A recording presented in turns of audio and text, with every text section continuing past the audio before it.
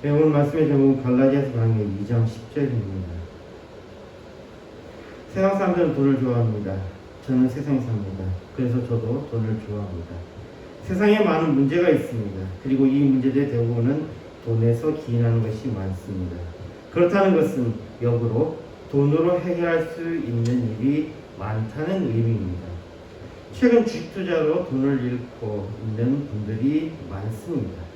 저 나름의 분석은 참 사람들의 심리를 놓치지 않는 것이 딱 사람들이 투자하고 싶어 할 때 주가를 끌어올려 비싸게 사게 하고, 사람들이 돈이 떨어질 시기나 개인적으로 큰 돈이 들어갈 때는 주가를 떨어뜨려서 대응도 못하게 하고 큰 손해를 보게 만듭니다.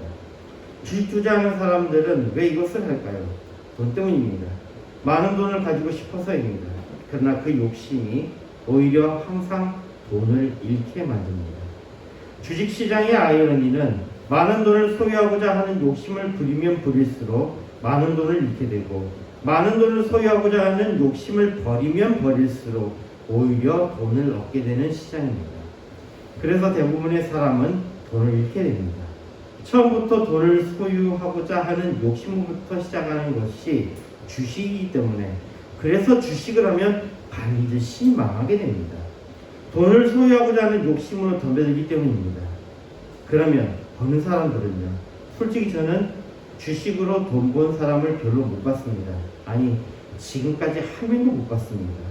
주식으로 돈을 버는 사람이 있다면 그것은 많은 돈을 더 소유하고자 하는 욕심에서가 아니라 그저 자산을 둘 곳이 없어서 주식으로 또는 ETF로 그저 저장한 사람이 조금의 돈을 더 소유하게 됩니다.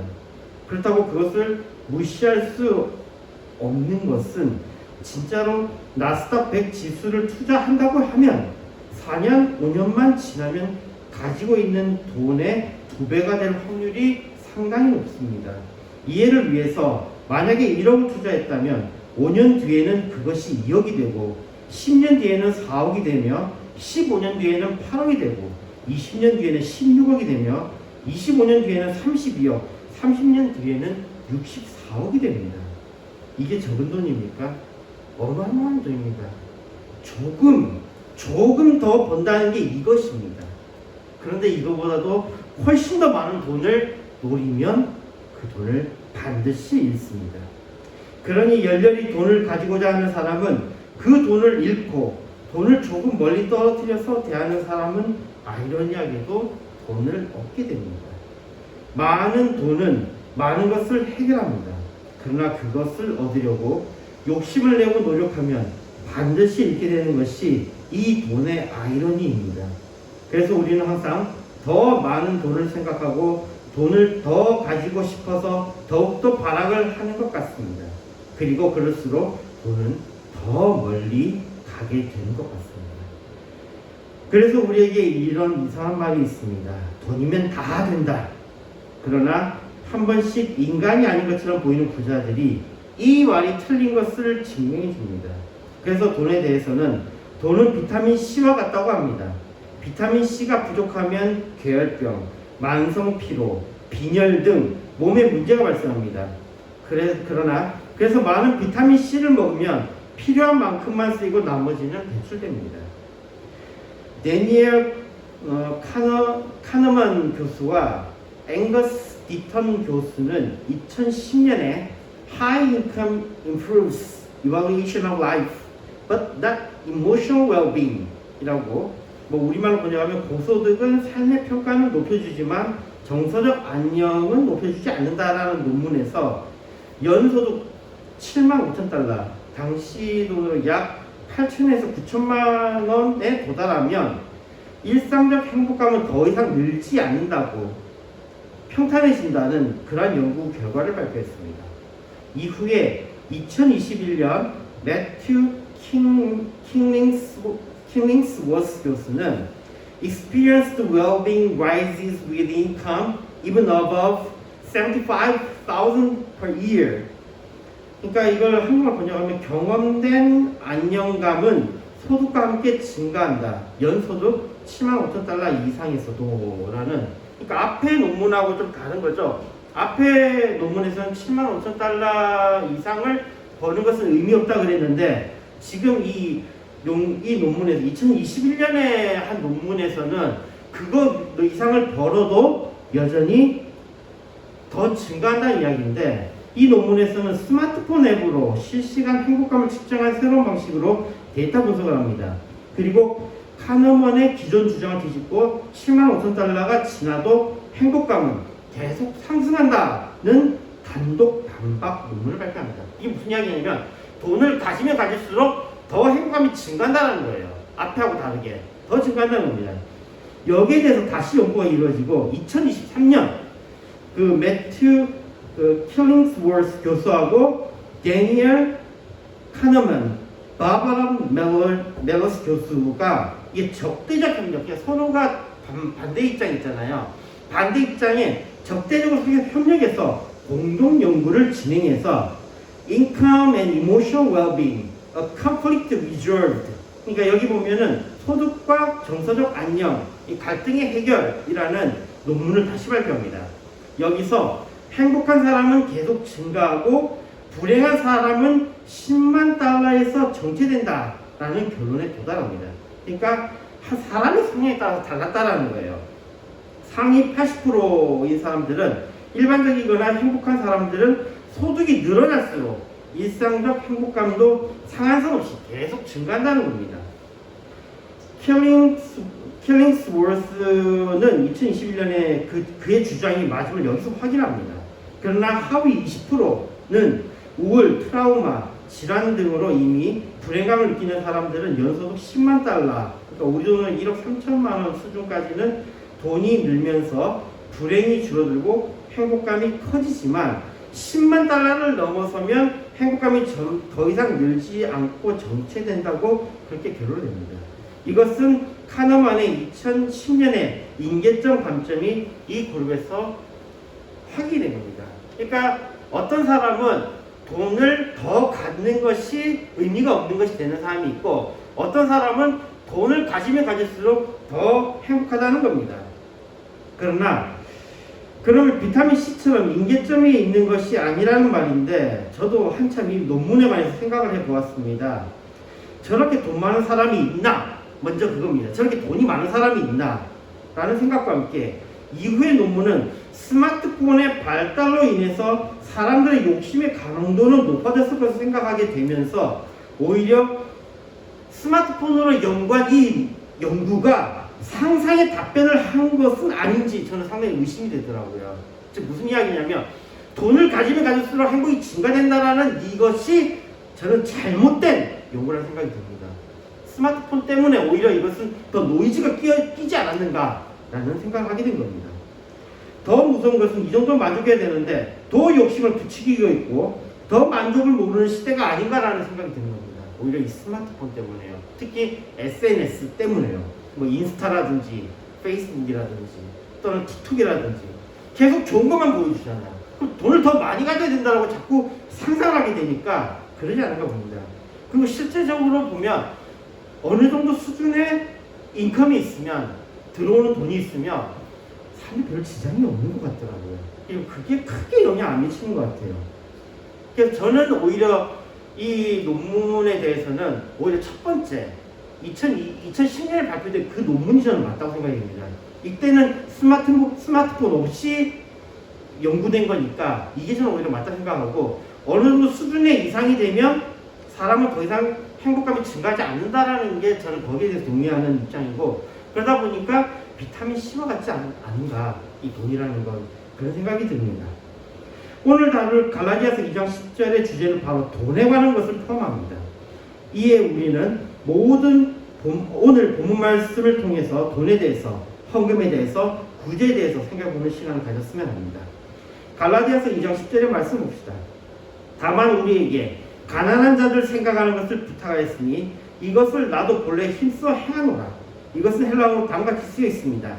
모넌돈부터 히나 무네모니오멘 호 까이 에스푸다사 아웃도 뚜또 오예사이. 이 모논 다만이라는 말씀으로 이전에 논의되었던 할례에 관한 논의 복음의 정당성에 관한 논의는 종결시킵니다.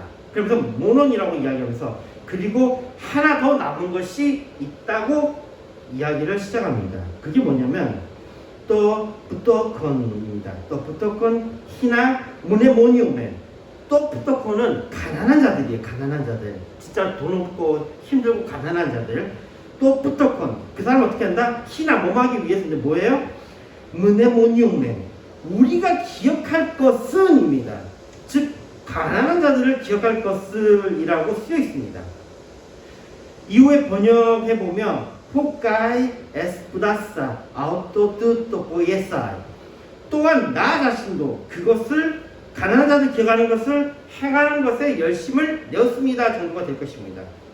그러면 가난한 자들을 기억할 것은 우리말에는 부탁하였으니라고 첨가 번역되어 있지만 부탁하였으니라는 말은 헬라어에 없습니다. 헬라어에 없는데 앞에 문장 구절을 보면 앞에 구절 우리가 이미 보았던 그 구절에 덱사이스 에도칸 에모이카이 바르바나 포이노니아이스 우리가 지난번에 봤던 그 본문과 연결시켜서 번역하면 맞아떨어집니다. 뭐냐면 바울과 바나바에게 교제에 동력의 오른손을 내민 것은 이방인에게 할례자에게 가는 동력과 함께 가난한 자들을 돌보는 것도 동력하겠다 이렇게 번역하면 맞아요. 구절과 연결해서 번역하면 맞습니다. 그러니까 부탁하다라는 말이 헬라어에는 없지만 앞에 오이노니아스 즉 교제를 어떻게 했다고요? 에도칸이니까 덱시아스 에도칸 오른손을 내밀어서 서로 붙잡았다라는 것은 그것을 그들이 같이 합의했다는 이야기예요. 무슨 뭘 합의했다고요? 가난한 자들을 돕는 것을요. 그러면 이 10절의 말씀은 간단하게 말하면 바울과 바나바의 복음은 문제가 없고 단지 이 예루살렘의 이 유명한 사람들은 그러니까 그 야고보, 베드로, 요한은 무슨 이야기 하냐면 야 니네들 그 복음에는 문제가 없어. 다만 돈 좀 줄래? 이야기입니다. 돈 좀 주라. 이야기예요. 단지 돈을 좀 달라는 단순한 이야기로 이해할 수 있습니다. 앞에서 장황하게 주식 돈 이야기를 했던 이유가 여기에 있습니다. 10절의 말씀에는 돈이 정확히 언급되지 않지만 여기에 사실 모든 문제의 시작이 있습니다. 거짓 형제들이 안디옥 교회에 들어간 것도 갈라디아 교회에 들어간 것도 돈 때문이라는 것입니다. 초대 교회는 헌금이 있었습니다. 그리고 그 헌금으로 인해서 어쩌다 보니 교회가 어느 정도의 돈이 있는 곳이 되어버렸습니다. 여기서 간단하게 헌금에 대해서 언급하겠습니다. 원래 헌금은 이스라엘 백성이 역할을 분담하고 레위인들이 그들의 소유를 얻지 못함에 대해서 그들의 생활을 위해서 11조를 제정하는 것이 중요한 지점입니다. 하나님의 성막에서 업무를 수행하는 자들의 삶을 위해서 그리고 이스라엘 가운데 약한 자들, 고아와 과부, 나그네들을 돌보기 위해서 각 지파들은 그들의 소득의 10분의 1을 헌금으로 하나님께 드렸고 그 재물은 제사장, 성막 근무자 등의 레위인들의 생활비로 그리고 약한 자들의 구제비로 쓰였습니다. 그러나 그 헌금이 어떻게 타락하게 되는지 우리는 성경을 통해서 봅니다. 가난한 자들의 몫을 어느 순간 레위인들이 특히 권력자들이 차지하게 되고 이스라엘은 타락합니다. 그렇다고 하나님께 바치는 헌금이 의미가 없어진 것은 아닙니다. 그 돈이 어떻게 쓰이든지 하나님께 바친 것은 하나님께 바친 것입니다. 그러니 바친 사람들은 상관없습니다. 바치는 건 그대로 하시면 됩니다. 거기에 따라서 하나님은 분명히 그것을 기억하시고 바친 자들에게 축복하십니다. 다만 헌금의 쓰임에 문제가 있는 것에 대한 지적입니다. 성전이 건축되고 이후에 성전이 파괴되고 또 건축이 되어지는 것에서 구약의 헌금은 비슷한 역할을 했습니다. 물론 더 많은 돈이 권력자에게 흘러 들어가기는 했습니다. 그러나 신약에 와서 초대교회에도 헌금이 운영되면서 교회를 위해서 힘쓰는 분들을 위해서 그들의 생활을 위해서 그리고 여전히 약한 자들을 위해서 이 헌금이 사용되었습니다. 그러면 어떤 형태로 헌금을 했을까요? 초대교회는 특별한 은혜가 있었기에 좀 특별한 형태가 보였습니다. 사도행전 2장 44절에서 45절을 보면 믿는 사람이 다 함께 있어 모든 물건을 서로 통용하고 또 재산과 소유를 팔아 각 사람의 필요를 따라 나눠주고 라는 말씀이 있습니다. 말 그대로 공동체에 서로의 물건을 적절하게 사용했습니다. 사도행전 4장 34절 35절을 보면 그 중에 핍절한 사람이 없으니 이는 밭과 집 있는 자는 팔아 그 판 것을 값을 가져다가 사도들의 발 앞에 두매 저희가 각 사람의 필요를 따라 나눠 주미로라 라고 말씀합니다. 그래서 나눔의 결과로 초대교회에는 핍절한 사람이 없다고 기록합니다. 고린도전서 16장 1절에서 2절에는 성도를 위하는 연보에 대해서는 내가 갈라디아 교회들에게 명한 것 같이 너희도 그렇게 하라. 매주 첫날에 너희 각 사람이 이를 얻은 대로 저축하여 두어서 내가 갈 때에 연보를 하지 않게 하라. 바로 이 부분이 우리가 주일에 헌금하는 것의 중요한 기초입니다. 매주마다 헌금하라는 것입니다. 매주마다 헌금하게 하는 것입니다. 이 말씀 통해서 우리가 알 수 있는 것은 초대교회는 정기적으로, 그러니까 매주마다 헌금을 낸 것으로 보입니다. 그리고 고린도후서 9장 7절을 보면 각각 그 마음에 정한 대로 할 것이요 인색함이나 억지로 하지 말지니 하나님은 즐겨내는 자를 사랑하시느니라 라고 말씀합니다. 헌금을 정하고 하는 것이 아니라 자유롭게 자발적으로 의무가 아닌 은혜 중심으로 헌금을 했다는 것을 알 수 있습니다.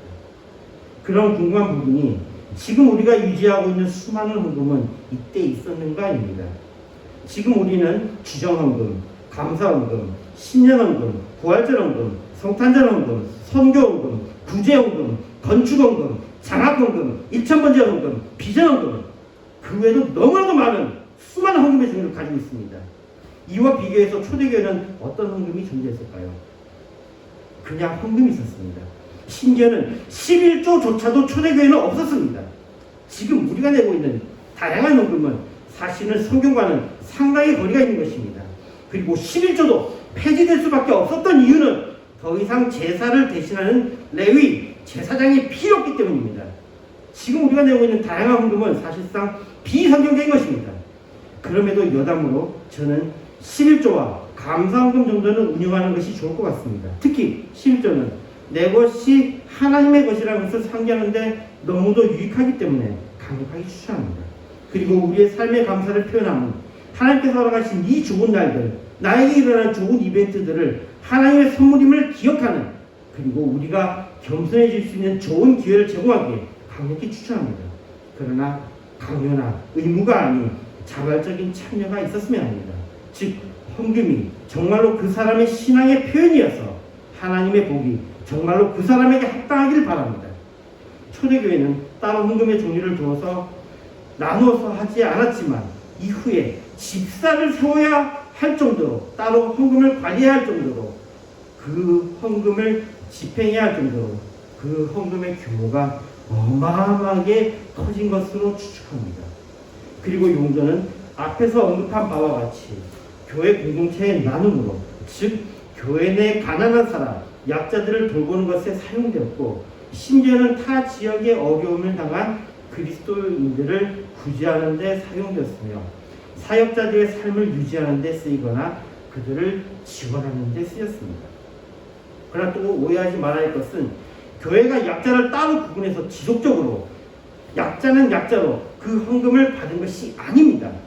데살로니가전서 4장 11절에 보면 또 너희에게 명한 것 같이 종용하여 자기 일을 하고 너희 손으로 일하기를 힘쓰라 라고 말씀합니다. 그냥 받아먹는 자가 되지 말라는 이야기입니다. 데살로니가후서 3장 10절에는 다음과 같이 말씀합니다.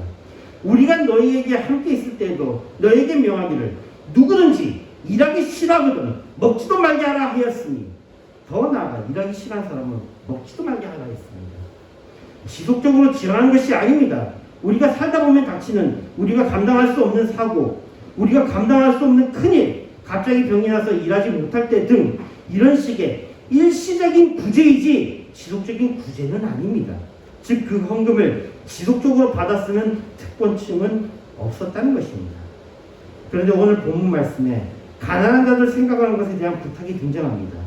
이것은 1차적으로 예루살렘 교회의 가난한 성도들을 가리킵니다. 사도행전 11장 28절에 그 중에 아가보라 하는 한 사람이 일어나 성령으로 말하되 천하가 크게 흉년 들리라 하더니 글라우디오 때에 그렇게 되니라 라고 말씀합니다.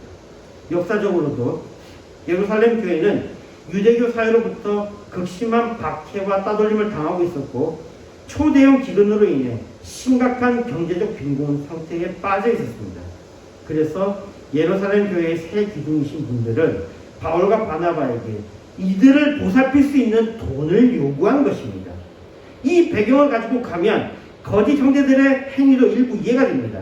이들은 교회에 돈이 모인다는 것을 잘 알고 있었습니다. 그리고 이 돈이 탐했을 것입니다. 이미 예루살렘 교회에서 서로 자발적으로 나눔으로 가난한 자가 없는 이 엄청난 돈의 흐름을 경험했던 것입니다. 이제 예루살렘 교회의 어려움이 닥치자 주변에 부유한 재정을 보유한 교회들이 눈에 들어왔을 것입니다. 이에 재정적 주도권이나 이권에 관심 있던 자들은 할례와 유대 율법 준수라는 아주 강력한 명분을 앞세워 이 연보 관리에 강력한 영향력을 가지려고 시도했을 것입니다. 이들은 이방인 신자들도 할례를 받고 율법을 지켜야 참된 성도라는 프레임을 씌우면 이방인 교회가 보내온 돈의 관리권이나 공동체 내부의 재정 집행 권한을 유대교적 기득권을 가진 자신들이 가질 것이라고 생각했을 것입니다. 그리고 그것을 시도했습니다. 신앙의 정통성을 빌미로 성도들의 양심을 지배하면 교회의 수익과 재정에 자연스럽게 영향을 행사할 수 있게 됩니다.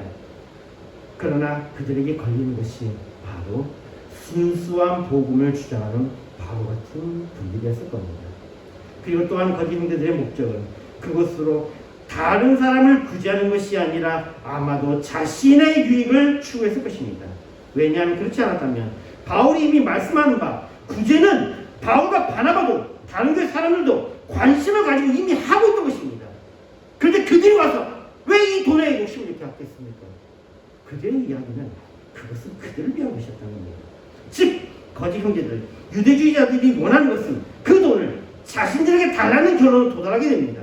마치 현대 교회에서 거짓 목사들이, 거짓 살자들이, 거짓 사제들이, 거짓 그리스도인들이 한 것과 같이 자신의 유익을 위해서 헌금에 손을 대려는 것과 같습니다. 그 거짓 형제들은 헌금을 그들의 탐욕으로 접근한다는 것에서 겉으로는 같은 모습으로 돈을 요구하는 것처럼 보이지만 예루살렘 교회의 기둥과는 다른 모습을 보였다는 것입니다. 이것을 도식화하면 헌금을 차지하는 것에서 거짓 형제들은 율법, 할례를 강요하고 그로 인해서 성도를 통제하고 자신들의 주머니, 기득권을 채우기 위한 탐욕을 채우는 것이 그들의 목적이었다면 유력한 사도들은 복음의 자유를 인정하고 가난한 성도를 지원 요청하는 것에서 굶주린 형제에 살리는 것, 즉 사랑의 연대를 그들은 이야기했다는 것입니다. 이것을 한 문장으로 정리하면 거짓 형제들은 할례와 돈을 요구했는데 유명한 자들, 사도들은 돈만 필요하다고 했다고 정리할 수 있습니다. 그러나 이 메마른 건조한 문장에는 상당히 다른 욕심이 원인이 됩니다. 거짓 형제는 자신의 욕심이, 유명한 자들은 예수님을 사랑하고 하나님의 나라의 확장에 대한 욕심이 원인이 되어서 같은 것을 말했다고 하더라도 전혀 다른 결과를 만들어냅니다. 말씀 듣겠습니다. 오늘 말씀 중에 우리는 동일하게 돈과 구제를 말하지만 그 뿌리가 탐욕인 사람들과 사랑인 사람들의 극명한 차이를 보았습니다. 거짓 형제들은 율법과 할례라는 그럴듯한 종교적 명분을 앞세워 교회의 재정을 통제하고 자신들만의 배를 채우려고 했습니다. 반면 예루살렘의 사도들과 바울은 율법의 멍에를 깨부수고 복음의 자유를 선포하면서도 굶주린 형제를 살리기 위해 기꺼이 손을 잡았습니다. 그렇다면 오늘 살아가는 우리는 돈 앞에서 그리고 헌금과 구제 앞에서 어떤 자세로 나아가야 하겠습니까? 첫째, 돈의 노예가 아니라 사랑의 통로로 서로 바로 서야 할 것입니다. 서론에서 나누었듯이 세상은 돈을 소유하고 움켜쥐려고 안달할수록 아이러니하게도 돈을 잃고 영혼까지 피폐해집니다. 돈은 몸에 필요한 만큼만 쓰이고 배출되어야 하는 비타민 C와 같습니다. 내 주머니에 모아두고 쌓아두는 순간 썩기 시작하지만 은혜의 통로를 통해 흘려보낼 때 비로소 사람을 살리는 약이 됩니다. 우리가 드리는 헌금은 내 소유가 하나님 것임을 고백하는 겸손의 표시이자 세상의 물질의 우상으로부터 우리의 영혼을 지키는 가장 강력한 영적 무기가 될 것입니다. 억지나 의무가 아니라 나를 살리신 하나님의 은혜에 감사하며 즐거이 헌금한 우리가 되었으면 합니다. 둘째, 교회의 재정은 오직 살리는 일에 쓰여야 합니다. 거짓 형제들처럼 교회의 재정을 자신의 기득권을 지키거나 탐욕을 채우는 도구로 삼아서는 안 될 것입니다. 초대교회가 세상에 거룩한 충격을 주었던 이유는 그곳에 돈이 모였기 때문이 아니라 그 돈이 핍절한 자, 굶주린 형제, 사역의 현장으로 정확하게 흘러갔기 때문입니다. 오늘날 우리 교회와 성도들 역시 물질을 다룰 때 항상 스스로에게 물어야 합니다. 이 쓰임의 목적이 나 자신과 우리의 기득권을 위한 것인가? 아니면 벼랑 끝에 선 형제와 하나님의 나라를 살리기 위한 것인가? 탐욕의 손을 거두고 사랑의 손을 펼쳐야 할 것입니다. 셋째, 기억함의 영성을 실천해야 합니다. 바울은 가난한 자들을 기억하는 것, 이것을 본래부터 힘써 행했다고 고백합니다. 여기서 기억한다는 것은 단순히 머리로 생각하는 것이 아니라 그들의 고통을 내 고통을 여기고 실제적인 행동으로 응답하는 것입니다. 세상은 돈이면 다 된다고 말하며 우리를 끊임없이 탐욕의 경쟁으로 내모입니다. 그러나 복음은 우리에게 전혀 다른 길을 제시합니다. 거짓 형제들처럼 거룩한 명분 뒤에 탐욕을 숨긴 자가 되지 맙시다. 예루살렘의 사도들과 바울처럼 복음 안에서 자유를 누리되 굶주린 형제의 손을 잡는 사랑의 동역자가 되기를 바랍니다. 우리가 물질의 욕심을 내려놓고 하나님 나라와 가난한 형제를 위해서 기꺼이 손을 펼 때 하나님께서는 비타민 C와 같이 우리의 삶에 필요한 모든 것을 채우실 뿐만 아니라 세상이 줄 수 없는 참된 평안과 행복으로 우리의 삶을 넉넉하게 채워주실 것입니다. 주님의 복을 온전히 누리는 우리가 되기를 소망합니다. 누가복음 6장 38절에 말씀합니다. 주라, 그리하면 너에게 줄 것이니 곧 후히 되어 누르고 흔들어 넘치도록 하여 너희에게 안겨주리라. 너희의 헤아림은 그 헤아림으로 너희도 헤아림을 도로 받을 것입니다. 주기도문 하시겠습니다. 하늘에 계신 우리 아버지여, 이름이 거룩히 여김을 받으시오니 나라의 임하옵시며 뜻이 하늘에서 이룬 것 같이 이 땅에서 이루어지리이다. 오늘날 우리에게 일용할 양식을 주옵시고 우리가 우리에게 죄진 자를 사해준 것 같이 우리 죄를 사하여 주옵시고 우리를 시험에 들게 하지 마옵시고 다만 악에서 구하옵소서. 대개의 나라와 권세와 영광이 아버지께 영원히 있사옵나이다. 아멘. 찬송가 433장 부르시겠습니다.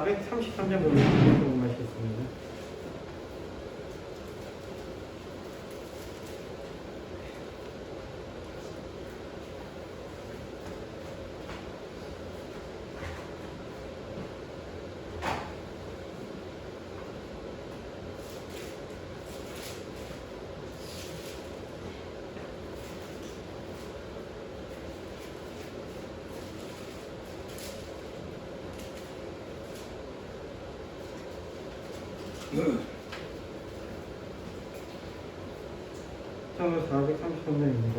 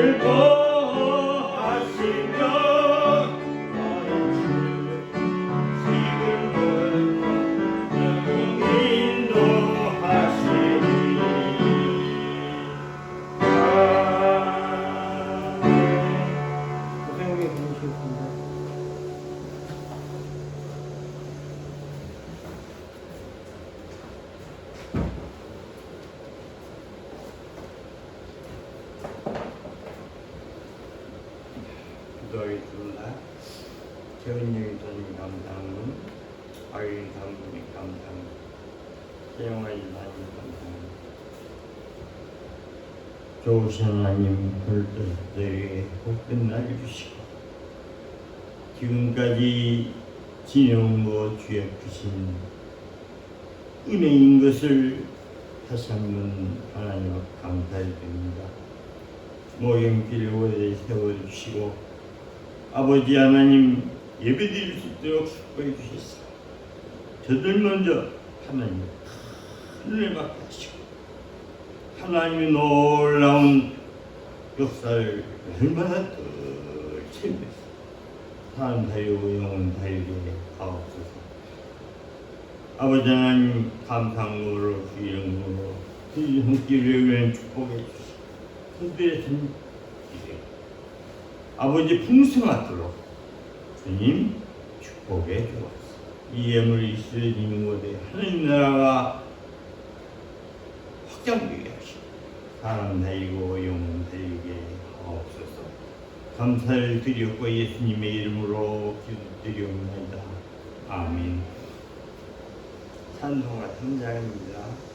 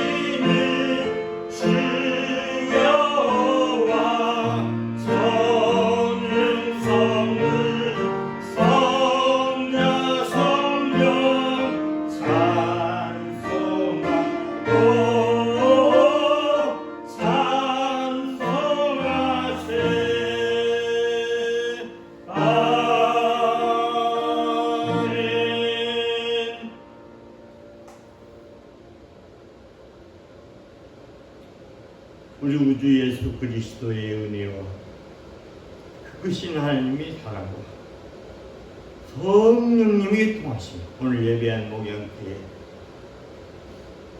사랑하는 성도들 머리 위에와 가정 위에와 하는데 전 세계 하나님 앞에 예배한 모든 자들 머리 위에와 가정 위에와 하는 앞으로 전도받아서 구원받을 자들 머리 위에와 가정 위에와 하는데 이제부터 영원토록 항상 함께 있을지어다.